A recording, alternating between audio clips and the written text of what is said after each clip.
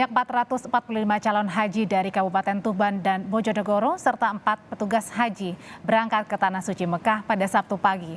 Rombongan secara resmi diberangkatkan oleh Wakil Presiden Ma'ruf Amin dari Bandara Juanda Sidoarjo, Jawa Timur.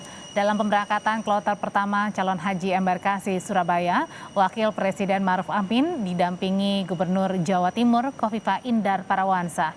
Menurut Wakil Presiden, keberangkatan haji kali ini merupakan tolak ukur keberangkatan haji dari Indonesia.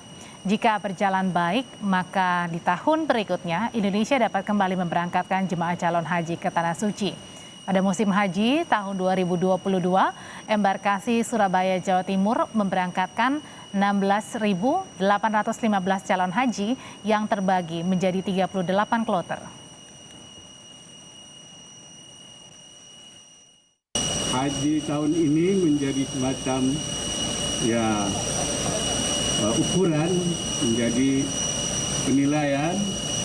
Kalau ini semua berjalan dengan baik, insyaallah tahun depan normal kembali seperti sedia kala. Karena itu kita harapkan para jamaah di sana pertama menjaga kesehatan karena masih COVID belum hilang. Kita harap jemaah haji kita bisa kembali ke tanah air dengan selamat, sehat, mendapatkan haji yang